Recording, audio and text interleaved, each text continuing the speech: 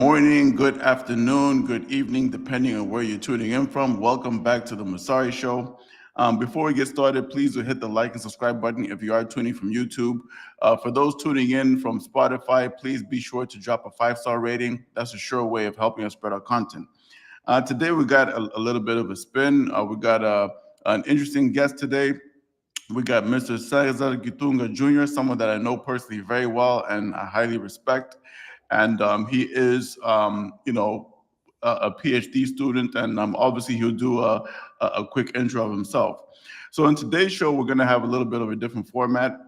As you know, the title is the conservative versus the progressive. We live in a very divided country. It's almost like an irreconcilable difference between people on both sides. But I believe it's important to have healthy dialogue and for us to listen to each other and understand what we do get wrong about each other.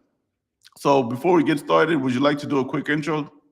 Yeah, absolutely. So yeah, as you said, Cesar Gitunga Jr. And I'm here in the States getting my PhD in education. I'm in my third year right now, more than halfway through. I have been in the States for about 11 years. I came here to study. As you know a little bit about me, I come from a family of entrepreneurs, so I really value businesses. But also because of the education I've gotten and because I got to work in schools in DC, here in Maryland as well, I do really care about social issues and think about how policies impact things long term. No, that's awesome. It's really interesting because when I talk to you versus when I talk to your dad really leans on the right in his ideology. He's very pro-capitalism. Yes. And given the context of the U.S., it's not your general context. In the context of the U.S., you're being specific that you lean towards left, given how you perceive the system works. Yes. So let's get started. So the first topic today, we're going to talk about immigration, right? So there is a concept that the current administration does not want any brown people in the country, whether non-immigrant or on immigrant visas. What's your initial reaction to that? My initial reaction is that that is partially true, only because if you think about it, let's think in the beginning of the deportation process, they were putting out the data of the different nationalities that were being deported. But as the time went on, they stopped being as transparent with that information. And if you look at who's the majority of people that have been deported, they have been from Latin American countries. Okay, that's interesting. So, over time, we have been seeing cases of people that have been mistreated. So, I do have an immigration lawyer for my company, and he has stated that for him, he gave a nonpartisan view of it, and he stated that there have been cases of people who have been mistreated. A lot of them are actually Caucasian from Canada or European countries. And per him, the actual cases were like 1 out of like 10,000 cases, while the media does give an impression that it's way more frequent. What's your reaction to that statement? I think the second part of it is probably more true, that the media, that 1 out of 10,000, for example, just because those are the stories that are going to get attention. The few cases where these things are happening, just because I think most people will feel that like one case is one case too many, where people are being mistreated, especially with the resources that this country has. The statement about that a lot of people are Caucasian, a lot could be relative. If it's two Caucasian for every eight Latino, that's still disproportionate. And so I think that sometimes these short, simple statements can be a little bit misleading. No, that's interesting. So it's quite interesting that as someone who leans on the left, obviously, I imagine that you do mostly fellowship with people on the left, and you do hear other opinions too, and to some degree, that might influence your opinion. So it's interesting that you said that this statement is partially true. So if it's partial, it means that to some degree it's not true. What drives you to think that this is not entirely true?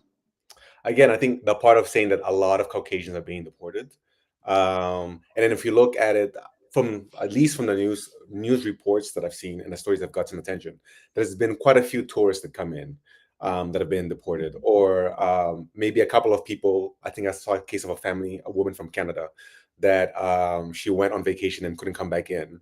But if you look at the majority of the cases, um, it's usually Latinos, usually brown people, or people from developing countries. At the same time, you could also look at the data and say, well, the higher number of immigration comes from those people as well. And so that could be a reason why there's such a high volume. And so I think when it comes to data and statistics, it's important to pay attention to the fine print, because it tells a bigger story. No, interesting. So when you listen to the administration, especially on the second term, the message has been quite clear that they're targeting illegal immigrants, right? Yes.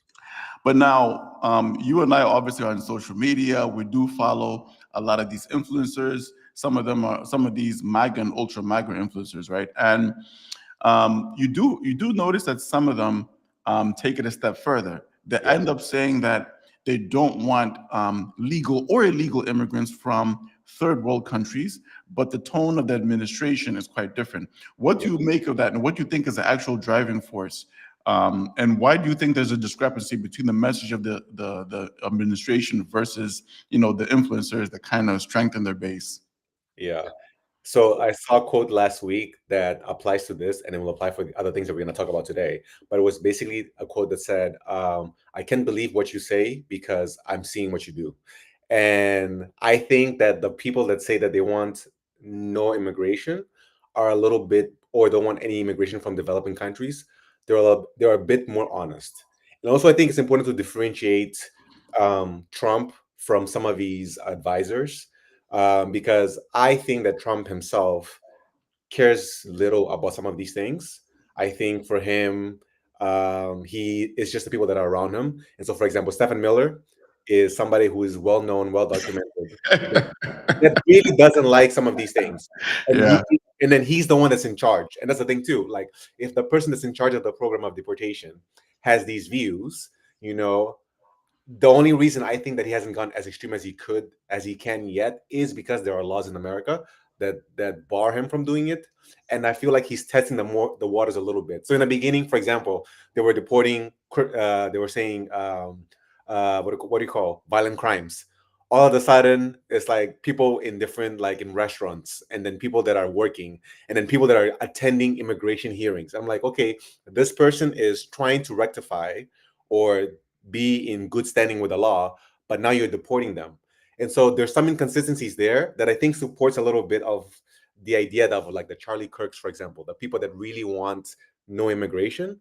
Um, I do think, though, that the average Republican is okay with immigration. Um, Also, I think that they're okay with immigration as long as it doesn't change what they want America to look like. Okay, so spot. I get you. I get you. And the second point is kind of linked to this, which is race versus political inclination. Yeah. So the statement that I'm going to make to spark a bit of discussion. There's someone in my social media who I know personally. This person's from Senegal, right? He's lived in America since the 90s because he happened to have gone to the same school that I went to, the same private school in Mozambique. And this person posted on social media because he's become a US citizen. And he said, if you're an immigrant and you're brown or a person of color and you voted for President Trump, you are an idiot. What is your initial reaction to that? Um, I I wouldn't put it in those words, but I see where he's coming from, and I almost agree with him. I say almost because I think I say almost because I think it's important not to discount people's real feelings and people's, like, preoccupations. And so I can see why so many immigrants and so many people of color might have been seen an appeal from Trump, especially because of, like, what we're taught to value, and also Hmm. because of, if you look at the data in the states, nobody was happy with the Biden administration. Yeah. And in the way that that process went to switching to Kamala and things like that, a lot of people were unhappy. And so while even I still would have said I think Kamala would have been better than Trump, just because of the Trump administration. Um, I still understand why some people would find Trump appealing. However, as we're seeing right now, we knew enough to say that, like, the biggest losers, so to speak, or the people that would suffer the most from a Trump administration were going to be immigrants, legal or non-legal, and Hmm. people of color. And so, if you're voting for that for a 1% chance of things getting better, when there's an 80% chance that things are going to get worse for you, that's not a smart move. So I see why that person would say that. I really appreciate the honesty.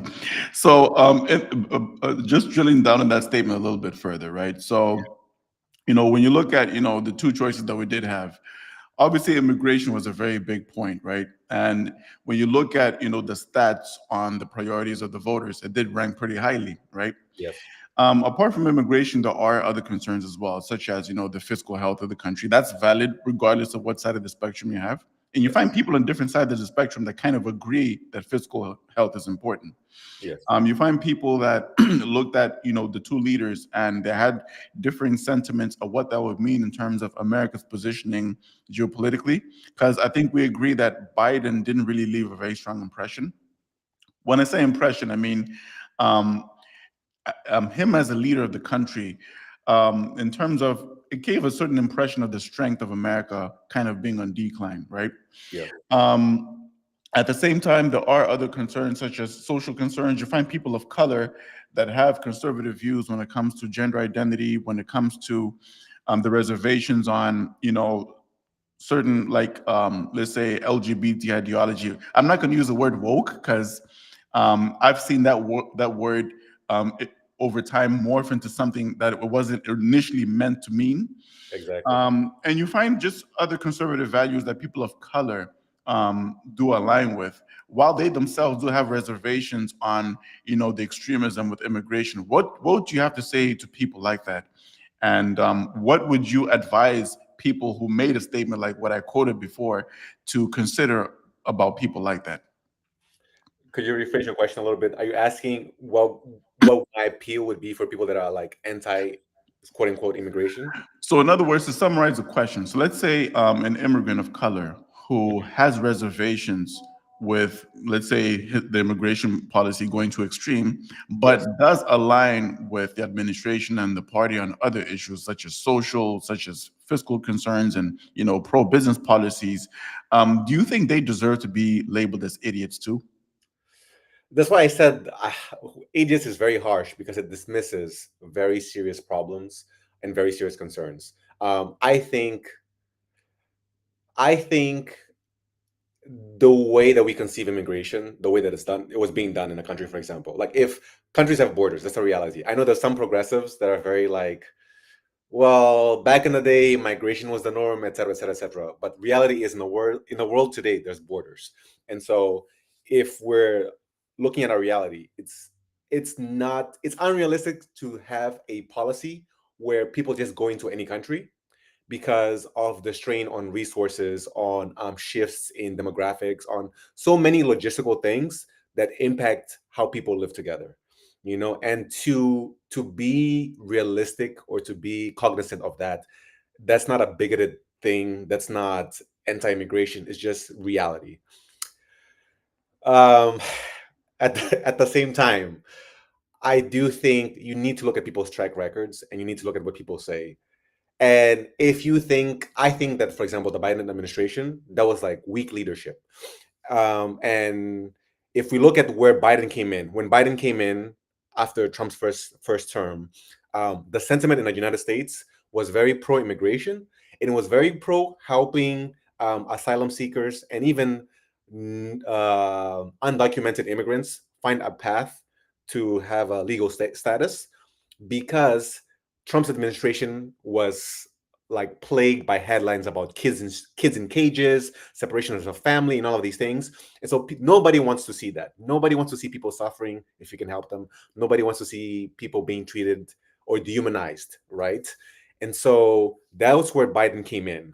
His mistake, and I think where he showed weakness, is that being a leader sometimes is doing things that your people might necessarily agree with, but you need to show them why that's important. And so the last 6 to 8 months, when they started in putting forward actual legislations to improve the immigration process in America, as a reaction to the sentiment of the public, and because he was going to lose to Trump, I think that showed me that he wasn't thinking about immigration. He was reacting to the public. And so the people that align with this administration that were saying we do need to do something about immigration, um, that's a fair feeling. But to think that this administration was going to do it the best way possible. Also, it was going to do it justice. I think it was unrealistic, and I think we had enough evidence from his first administration, from Project 2025, that it wasn't going to be that we weren't going to be happy with what happened. Yeah, and I must admit that to some extent, a lot of the extreme comments that we hear from the Charlie Kirks, from the Nick Fuentes, from the Matt Walshes, is a sentiment that might prevail in the hearts of people that you and I have meaningful relationships with. Yeah. So funny enough, less than 2 weeks ago, I was in the park with my kids and my wife, just playing with our kids because they like being outdoors, here in Secaucus, New Jersey. And when I looked around, everybody, I mean, that park must have had like 50 people, right? Like families and their kids too. Everybody in that park was brown. You know what I mean? Yeah. And this is a town that wasn't historically brown. So, it had a lot of Indian families, very few Africans, mostly were like from South America and, Asian families, right? Yeah. But you can tell that these people are quite affluent.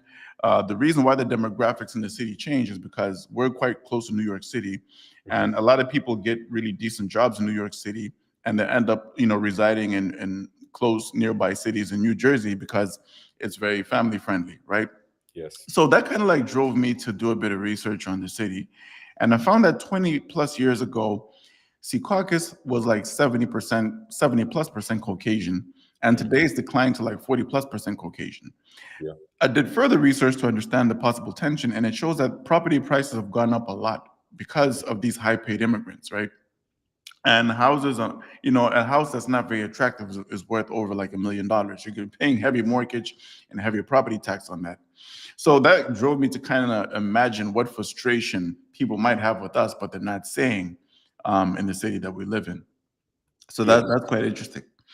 So the next point, which is a point that's very dear to your heart, is wealth distribution and taxation. Yes. I'm going to paraphrase a statement that former Vice President Kamala Harris made, which is that the rich need to pay their fair share. What's your initial reaction to that statement? Yes. Just simple. Just yes. Like what I mean. Nothing to add. Yes. The rich need to pay their fair share. Yes. Okay. Okay, that's interesting. Okay. So on one hand, I've looked at the stats from IRS. I did quick fact checking today. Hmm. So it shows that 1%, the top 1% of the US pay 40% of the tax revenue in the country. Yes. And that's come up from like 25%. I think it was 2019 where it was 25%. You can fact check me later, right? Yeah. And I saw that the top 50% of the economy pay like 98% of the tax revenue, while the bottom 50% only pay 2%. Hmm. And there is a prevailing sentiment that the current administration doesn't care about the working class. But when you look at the tax distribution and the contribution, right, it does show that the wealthy people, the top 50%, pretty much carry the U.S. economy. What's your initial reaction to that? Yeah, this is one of those things that again you got to look at the whole picture. And I say that because why? Right now I'm going to teach a class. It's called Foundations of Education, and basically we look at the historical changes or challenges of education in the United States.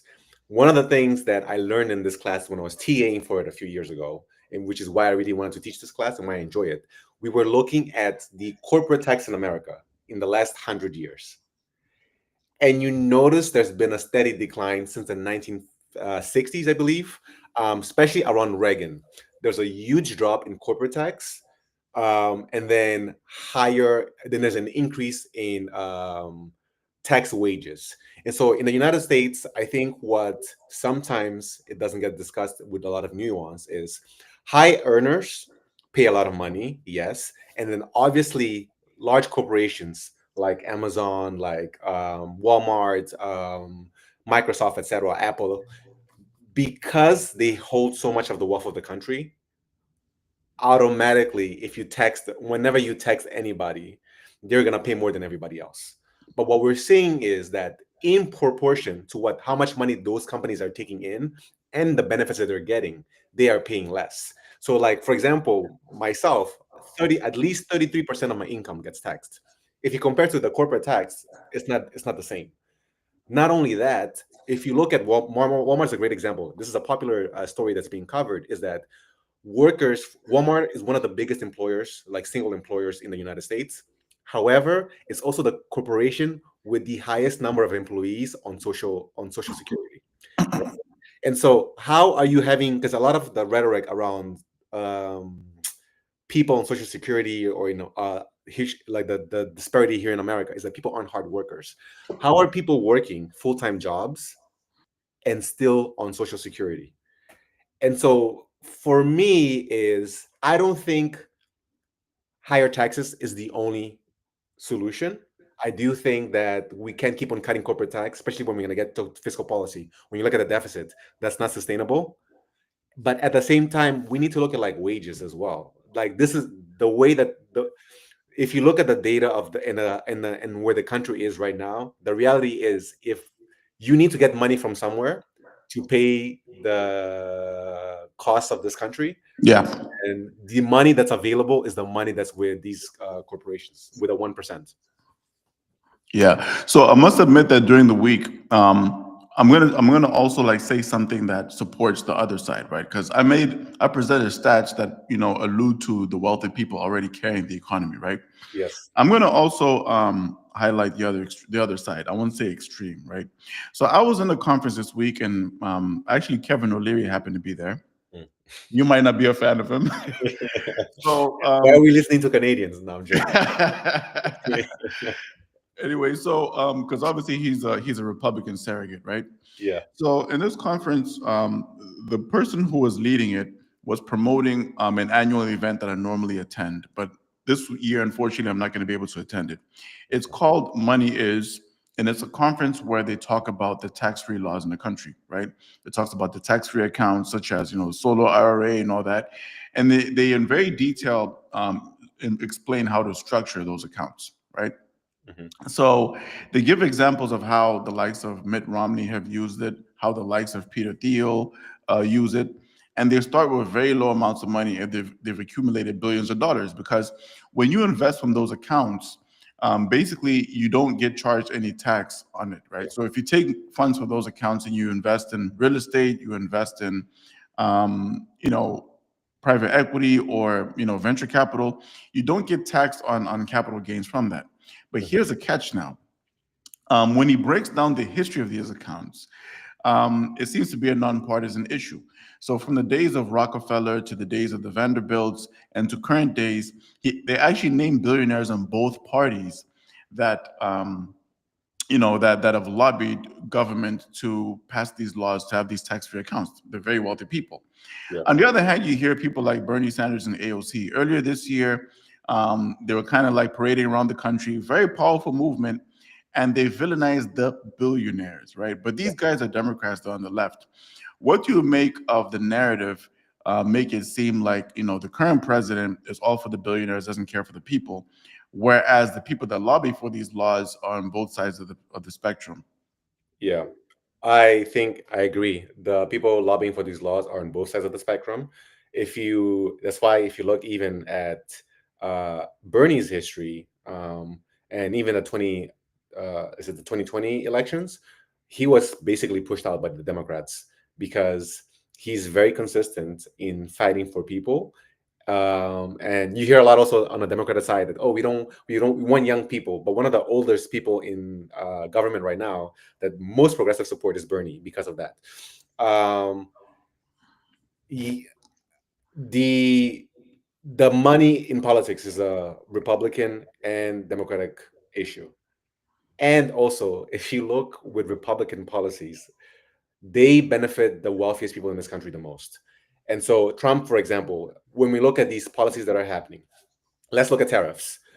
Tariffs come in because we need to reshore jobs to the United States. Also, because during COVID, the United States realized that it was very dependent on other countries that it doesn't have the best relationship with, example, China, for some of the crucial products that they need here in this country. And so, that, in terms of a safety or in terms of like global policy, that's not a good thing. Fine. He implements tariffs as a negotiation tool. When you look at who are the biggest perpetrators of offshoring and benefiting from this free market that the United States has is these big companies. They're the ones that need to come bring their jobs back. Okay, who gets the exemptions during this process? It's also these big people. It's also the Apples. It's also the Microsofts. They're the ones that get to sit with Trump and say, hey, we can't do this right away because it's going to hurt our bottom line. Can you give us some leeway? Can you give us some more time? You know, and if we look at when we're talking about all of these investments that are happening here in the United States, I guarantee you, we can track it for the next 5 to 10 years, because also the similar thing happened in his first administration. They grow their equity and their assets in the country, but people, in terms of employment and in terms of the communities where they're building these things, they don't benefit as much. And then also when you look at the studies by various economists about who are going to be the biggest beneficiaries of the beautiful bill and the new tax code, the wealthier you are, the more benefits you get. The poorer you are, not only are you losing Social Security, you also have to pay things, so you're losing way more money as well. And so, again, statistically, the biggest benefactors under this administration are going to be those very wealthy people. So I don't think it's an unfair statement to say that he only cares, or that he thinks about those people first, that he thinks about billionaires first. Everybody else is still trickle down economy. We benefit from whatever leftovers we get from them. Yes. So I got two counter statements to make to that, right? Sure. So one counter statement, I'll just quote a lady that I heard, right? This lady sounded like someone who was quite disillusioned by Barack Obama. When he Yeah. was elected, she felt like he was going to do much for the Black community. But Yes. in summary, her sentiment is that, during his presidency, he did more for the corporations that funded him than he did for the Black people, and he also did more for the LGBT community than he did for the Black people. And point number two, right? I've looked at charts that show wealth distribution in America, right? As someone who's leading right, I do acknowledge that wealth distribution is something that is aggravating in the country. That is a fact. The top 1% are distancing themselves further away. That's not a partisan statement, it's a fact. Yes. However, when you look at how it's painted in the media, they make it seem like it's a partisan issue, like one party is contributing to that. But in actual fact, the stats do show that these stats have consistently aggravated regardless of who's in the White House. So in the past, let's say 16 years, we had 12 years where Democrats were in power, but they're still aggravated. And when you look at the contribution of the elections, the electoral campaigns, Yeah. um, I would argue that Democrats have gotten more funding than Republicans, and a lot of them were billionaires that own these corporations. So, how would you balance the statement that Trump only cares about billionaires versus, what we see in practice that the Democrats are also serving the interests of billionaires because they're globalists, Hmm. and globalism, initially did benefit the bottom line of these corporations too. Sure. I think it's easy because, again, I said I agree with you that there's a money problem in politics, Democrat and Republicans. Unfortunately, Republicans is worse. And I don't say it as a feeling thing. It's just like, let's look at policies. So, for example, who cuts Social Security? Republicans, right? Social Security benefits people who don't have as much money. Democrats don't attack Social Security, Republicans do. So that's one evidence, for example, that that Trump and then Republicans don't care much about poor people. Who who gives the biggest tax cuts to wealthy corporations or to wealthy people? Republicans, not Democrats. And so again, another evidence that in acting in policy, the people benefiting the most are the wealthiest people and not the poor people. Let's talk about Obama. Obama, I agree with the sentiment. When Obama came in, a lot of people thought that he was going to be the president. I think people thought Obama was going to be the president that Trump is, and not the president that he was. Obama came in, he tried to be very partisan. If you look at the legislations and the policies that he tried to push, and then who blocked those things during his presidency, a lot of the times it was like a Democratic senator, right? And so, but with Obamacare or with the Affordable Care Act, for example, if you look statistically, one of the groups that was most impacted by the lack of insurance was African Americans, because of the employment conditions in the United States. So by doing the Affordable Care Act, a lot of African Americans were able to get access to insurance. But Obama didn't advertise his policies as in terms of I'm helping this particular group. He advocated policies as in like this is what's better for America. And you look at the contrast from like the Biden administration and even from Kamala when she was running for president, she was focusing more on different demographics and different groups. And the response in the media was that it was creating a bigger divide in America. Why don't we just focus on Americans? So again, I agree with you that Democrats have a lot of issues.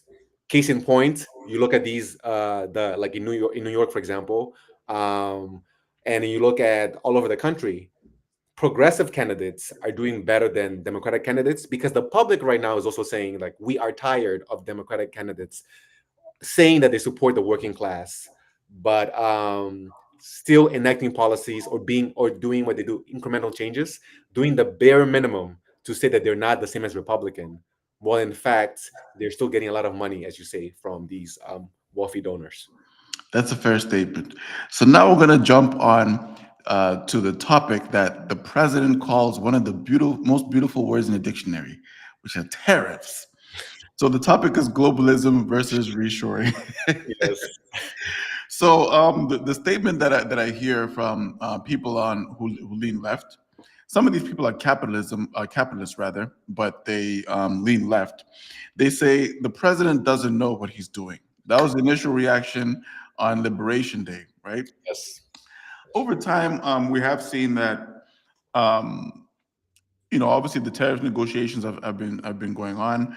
On one hand, we did see that there was a point where the president did take a step back when the bond yields were taking a hit, and his advisors advised him to tone down. But the negotiations did continue, Yeah. and over time we have seen that trade deals were signed.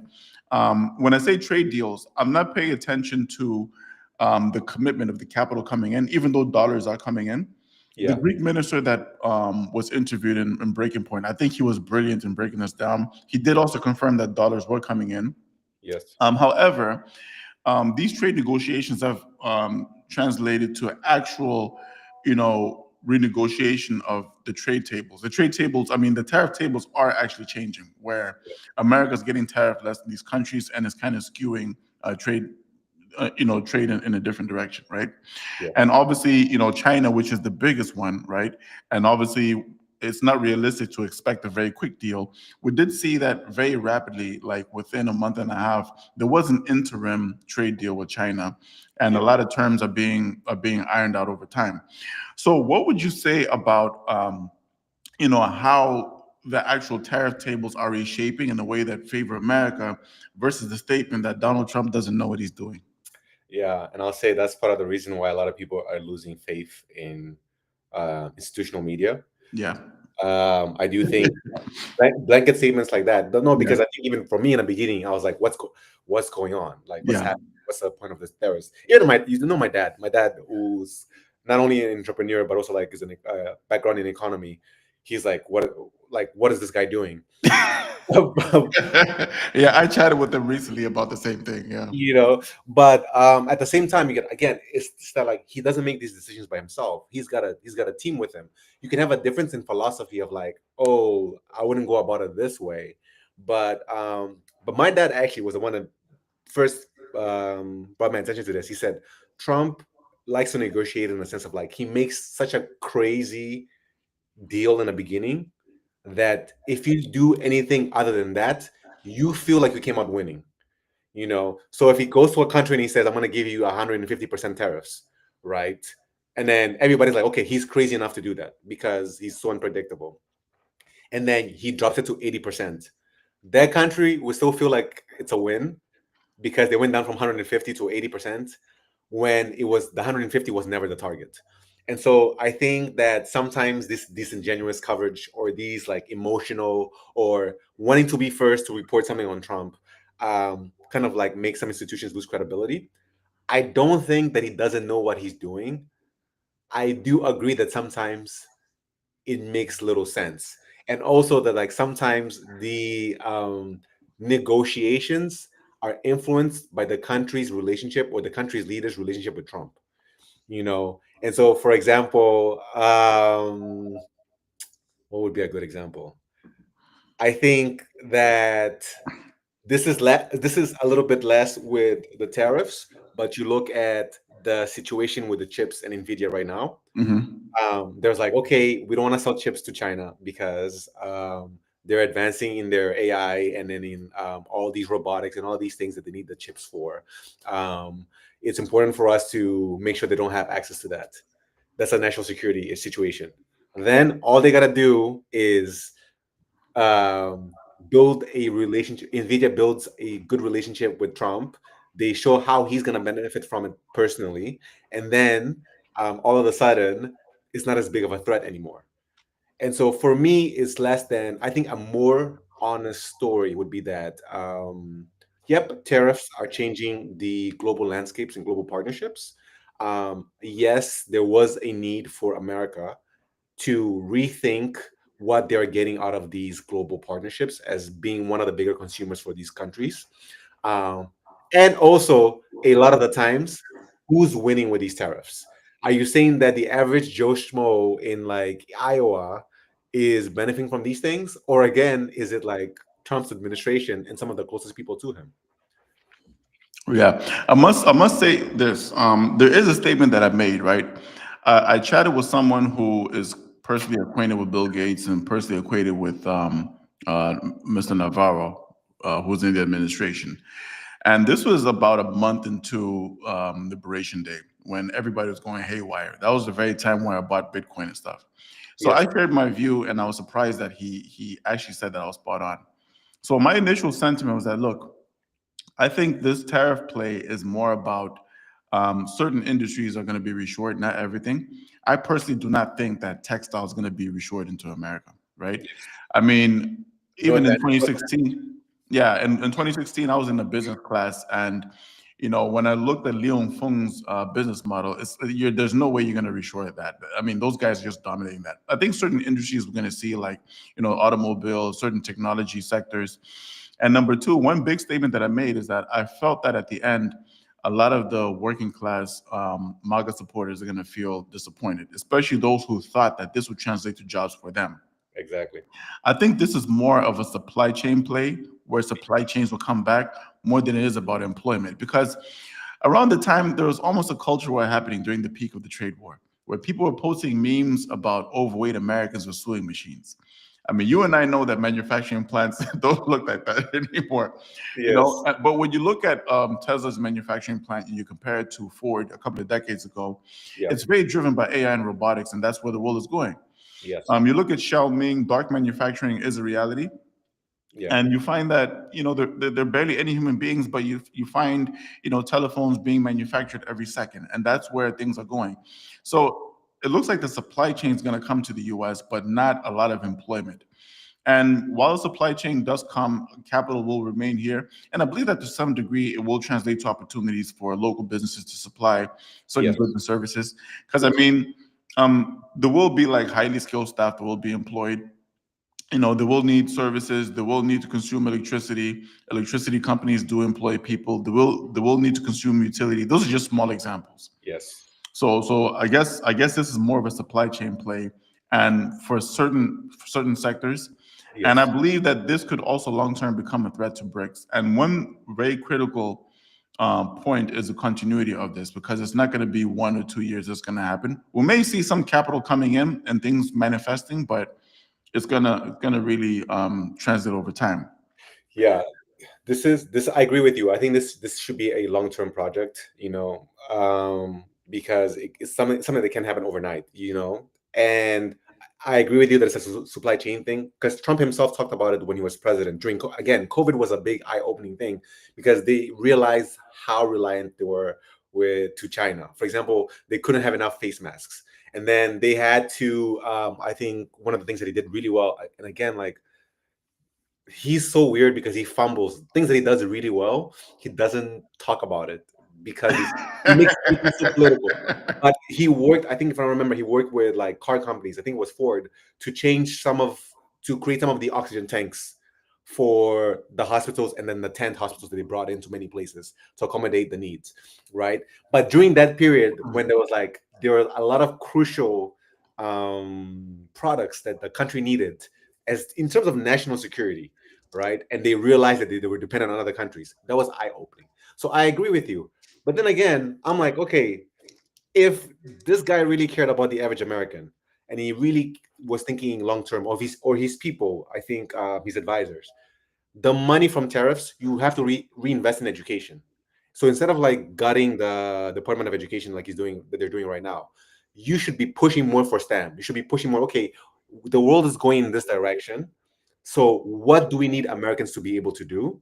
How do we create this? Even ties back to immigration. Okay, Elon Musk is a great example. Talked about like we need engineers in this country. That's why we need more visas, right, or more legal immigration of these kind of people.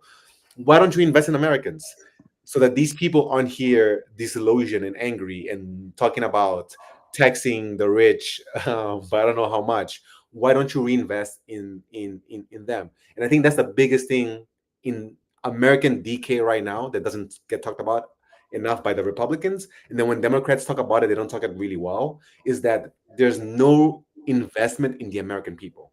There's investment in these major corporations, in these IPs, like again, Tesla, Apple, Microsoft, Nvidia, which are good things for the country, but the average American is not benefiting from it. And you and I come from African countries where we see the big disparity of wealth. Yeah. It's gonna tie into the next part, which is crime. And the quality of life in this country will only drop if things keep on going in this direction. Yeah, and I must say that that's one point where, people like, the point that you made, people like Bernie Sanders have made the point, and right-wing populists like Steve Bannon, funny enough, have also made the same point, and even a Yes, lot of ultra MAGA guys have made the same point too. Like, what about empowering American workforce, right? yes. And I was actually at a party of a very wealthy person who is a billionaire, not your favorite word, and I was actually chatting to someone, and that person did actually state that they knew of cases of Indian staff who are on H-1B visas, very hardworking people, paid below what Americans were paid, and they were threatened to have their immigration status removed. And that was a condition that kind of triggered them to work extra hours. So now this is kind of tied into the last point that you made about consequence of wealth disparity, which is crime crackdown, right?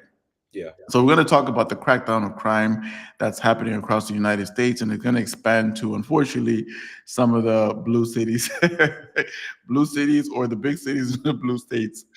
So the Yeah. statement is that Trump is Temu Hitler, and Trump is a threat to democracy. What's your initial reaction? My initial reaction is that to call Trump Hitler is, I understand why some people would say that, but it's disingenuous for me or naive. Okay? And I'll for two reasons. Hitler was a unique person and a terrible person. Trump is unique, and there's bad things about him in his own way. Lucky for us, Trump doesn't have very deep ideologies when it comes to certain things. He cares about money, and that's it. If we had Stephen Miller in the office, I'd be like, yeah, maybe. Like, I would be worried. Yeah, But yeah, yeah, yeah. somebody like Trump, I think he cares more about money, and then he cares more about his image. So then I don't think he's that. However, he is an autocratic leader. And people, when they hear autocratic, they attribute a lot of meanings, but how he describes how he wants the presidency is an autocratic leader. And some people could be happy with autocratic leaders, and some people will be unhappy. So if, I don't know, he says that he would like to be basically the CEO of America, which is kind of like how he's running it right now. And Spot he wants on. and he wants to be able to make decisions. And then when he makes a decision, he wants it to be able to execute it like a company.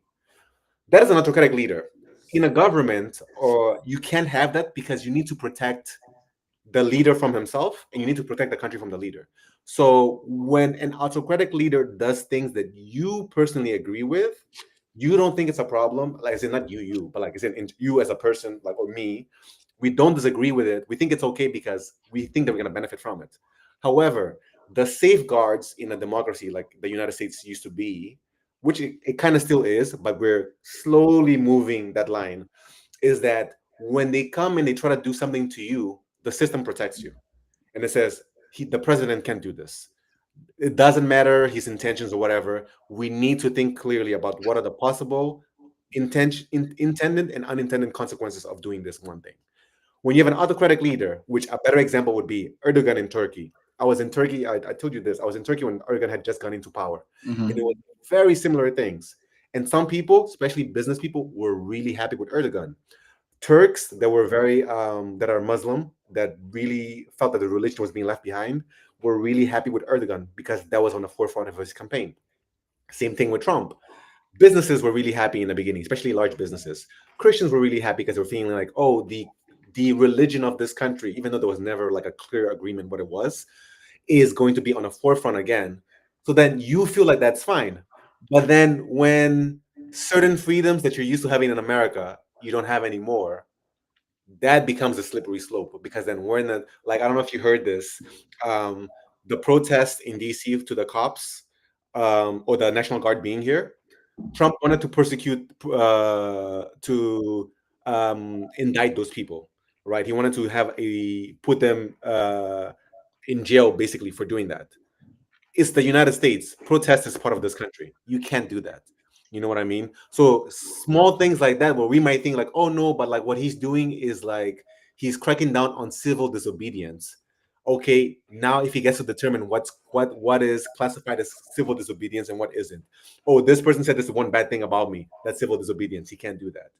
Again, Turkey. I have a family member who you know that's married to a Yeah, Turkish that's right. Turkish.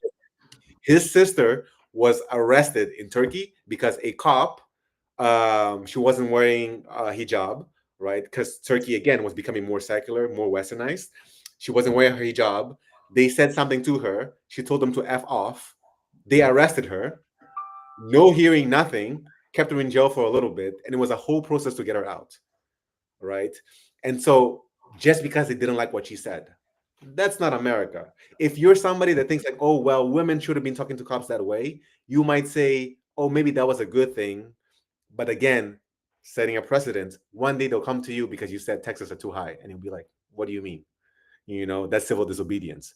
And so I think we need to be careful about like, okay, sure, we want there are inefficiencies in the government, and I think that ties to Democrats again, that it keeps things from running smoothly. However, we can take some of these safeguards in this country for granted. I was talking to a Nigerian doctor this past week who's been here for like 30 years, and he was like, "Yeah, this is not why I moved to America. It's to see police acting in this way is giving him flashbacks to Nigeria." And so I think we need to be careful that yes, we need to crack down on crime, but also how we do it matters. Okay, I'm going. Unfortunately, I didn't have enough time to fact check the issue on the arrest of the protests. Yeah. As the last article I did see were 60 protesters who were arrested, but this was specifically because they trespassed a line where they weren't supposed to trespass in Capitol Hill. Okay. Um, but I haven't like to be fair, I haven't done a proper fact check of the recent one that had to do with the recent crackdown. So, what do you make of? On one hand, it's quite humane to acknowledge that all of a sudden seeing a surge in military presence can be intimidating to a lot of civilians.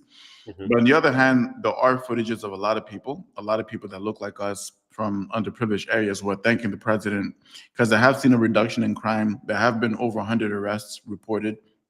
I don't want to be too quick in quoting the crime stats that have gone down Yeah. because it's mostly right wing media that are doing that. So Yes. I would like that information to be filtered a little bit more. Yes. So, what do you make of actual crime going down, which is quite evident? I think we can't fake thank you videos versus military presence being intimidating. What do you make of those two? Yeah, I think for every video that you see people thanking him, you can see equally find a video of people upset with the situation.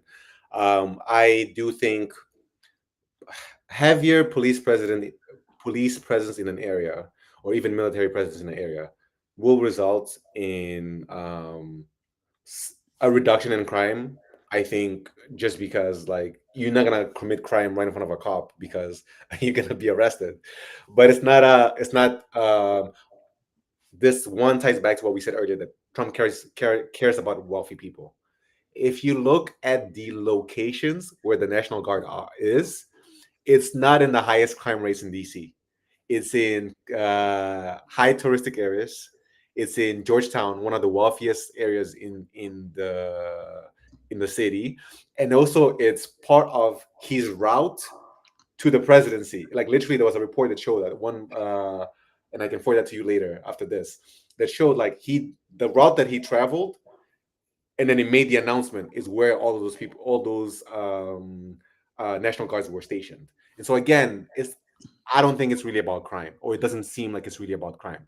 The second thing is, Wait, sorry. Can I quickly push back on that a little bit? Because sure, sure, on one hand, it is fair, like for the media, for him to do press conferences in the media. Obviously, he's going to choose the iconic locations in DC, and he's going to be there, right? Trump's not going to go to the hood.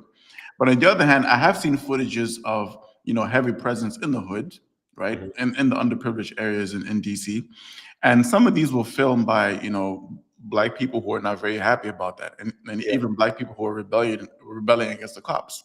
yeah, And one of the points that um, a lot of these black conservative influencers made was that, had they been cracking down only in the wealthy areas, people would have been saying the very thing that you said, that he only cares about the rich people. But, they have gone to the underprivileged areas, because even store owners and, residents of those areas were actually thanking, saying that, looting has gone down and the losses as a result of crime has gone down.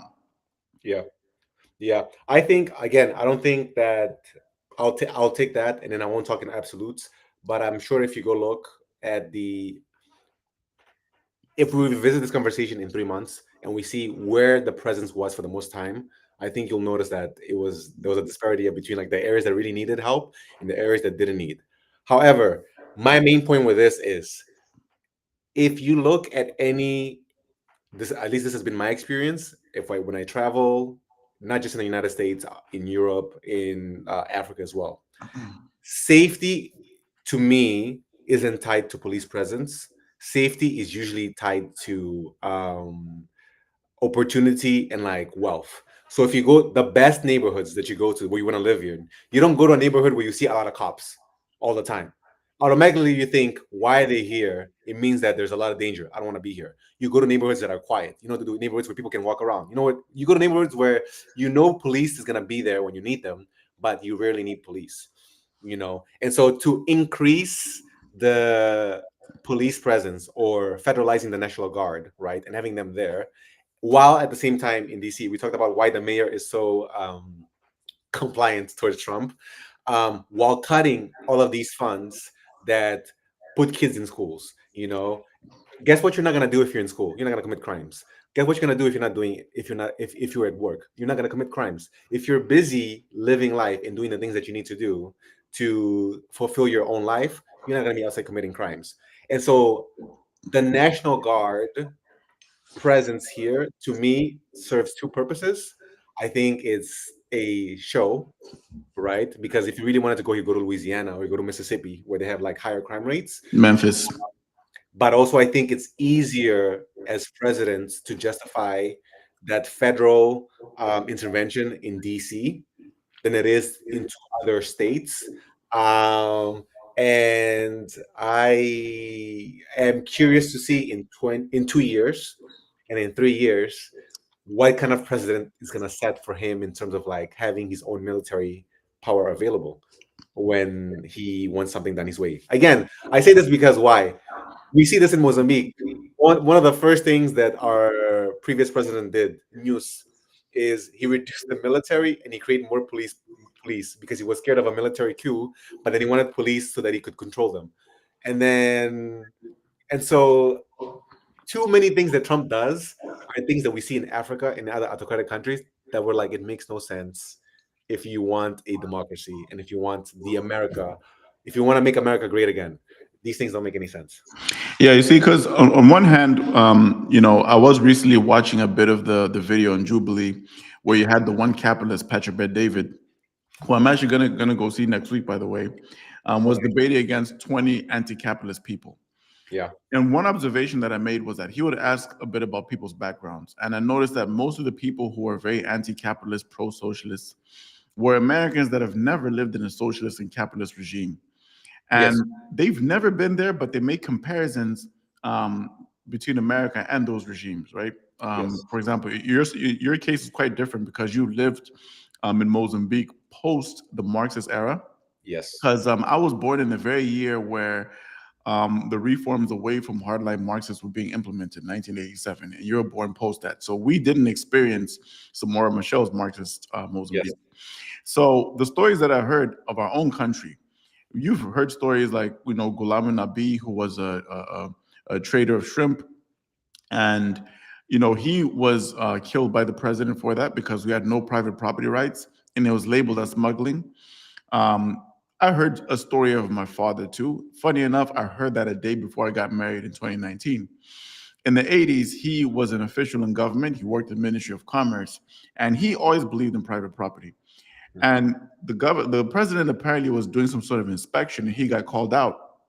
And my family was praying at home because they thought that dad wasn't going to come back. They thought he was going to be the next Ghulam Nabi. That was the kind of regime that we're under. Yeah. And when you look at the comparisons that a lot of left-leaning Americans make, I think they need to do a fair comparison of what America used to be to what it was, because Patrick Bet David, point blank, asked them to compare North Korea and South Korea. They're right next to each other. During the Yeah. Cold War, North Korea was occupied by communist Russia, and South Korea was occupied by the Americans. And we see the divergence in policies, and he even highlighted the discrepancies in quality of life and GDP because South Korea is quite capitalist. So, and saying that, I guess we can agree that the president is kind of killing two birds with one stone. On Yeah. one hand, the deploying of the military is reducing crime, but on the other hand, in Chris Cuomo's own words, the Democrats kind of handed him a win because on one hand, they are spreading these narratives that he is Hitler, that he is, you know, a dictator. But on the other hand, we do see people on the ground really thanking him and testifying of how crime is reduced. Business owners saying that they feel safer right now. People that are actually black, the very class of black underprivileged people, um, voluntarily posting videos on IG, on TikTok, thanking the president, even posting footage just saying, man, I'm walking in this area. I feel safer than I ever have. One of them was Union Station, and other videos are in the hood. So, regardless of what the intention is, it's looking like a W so far. So far, and again, I say this is why time would tell. But I want to touch on a couple of things that you said. The example of the guy that you gave in Mozambique that was selling shrimp, right? This is the thing that why I point out that I'm like, be very careful with how they criminalize certain things to justify what they're doing, because that's a classic authoritarian strategy that we experienced in Mozambique and then we experienced in a lot of developing countries. They didn't say this guy is selling shrimp, private property. That's the problem. They said this guy is smuggling. He's committing a crime. We just talked about how in DC, we just talked about how in DC we're talking the crackdown on the protesters is that they trespassed an area, and so that's why they're being arrested, not because that they were not because they were protesting. So when it comes to autocratic things, is people are doing things that the leader doesn't like. How do we justify this in a way that seems very common sense, very palpable to the public, which is usually is we criminalize whatever action that they're doing, right? And then because we've been conditioned to think that criminals don't deserve the same rights as other human beings, right? And then next thing you notice is that the line for what constitutes as a crime gets pushed more and more towards one way. And then you start seeing things that normally that you wouldn't be seen as a crime, they're now a crime all of a sudden. Or they were a crime before, but the punishment to it is very different to what the punishment is now. That's one example. The other example you said, we see videos of people being like, "Oh, this is great." I just saw videos this week of. Have you seen the videos of the Russian tourists in North Korea in the vacation in the vacation? I'm like, okay, yes, you can always find a No, positive. there is tourism in North Korea. I know that, You but know, according to a book that I read, there's like a very strong demarcation line. I believe there's limited interaction that tourists can have with local people because they really protect their people from being exposed to foreign ideologies. From what I yes. see. And I say that to say that America is North Korea, that's crazy. Anybody that comes and says, I'll be like that person, you can't say that. It's really not the same. To say that America is like Mozambique, it's not the same. To say like it's even like South Africa, it's not the same. However, I say that to be like we have to be a little bit more critical about the things that we're observing, because let's look at history and all of the atrocities that happen in history. These things didn't just happen overnight. people's boundaries and lines was tested over and over again, over, and then one day they woke up and they're like, how did we get here? And so I understand that them sometimes can be a little bit performative, and then sometimes they don't know how to focus on the main issue, or they get. I think Trump is very good in putting them in. I think this is the big thing, is that because a lot of them don't really have values, when Trump does things, they don't know how to react Yeah. because standing for something, they're standing in opposition of Trump. Yeah, but to your point on labeling, because you gave the example of trading shrimp, I'm going to just quote CNN, which is left-leaning media. There's Yeah. no way I'm going to bring Fox in front of you. So the title is "Police Arrest Roughly 60 Veterans and Military Family Members Protesting Outside U.S. Capitol After Group Crosses Police Line." Right. Yes. So the way they framed the title, they put veterans and military, while right-leaning media labeled it quite differently. But then the first paragraph does say a group of roughly 60 individual veterans were arrested outside the U.S. Capitol on Friday evening after breaching a police line of bike racks and moving towards steps leading to Capitol Rotunda, according to the Capitol Police. So the actual body of the text is quite factual, but the way the title was displayed makes it seem very authoritarian because these people are veterans. Like, how dare you do that to veterans? But when you look at what the veterans did, they did something that was deliberate and they did cross a boundary. Yeah. Yeah. And it's a form of protest. Absolutely. But anyways, it was really great chatting to you. Really great exchanging ideas. I believe that we've done a decent job at showing that it is possible to have healthy dialogue without labeling, without insulting. Yes. Um, I wish the messages I get in my DM kind of reflected that. Unfortunately, it's quite different. But otherwise, it's really great to have you. We had a 1 hour conversation. Hopefully, we have many more. Thank you. I appreciate it. I had a great time too.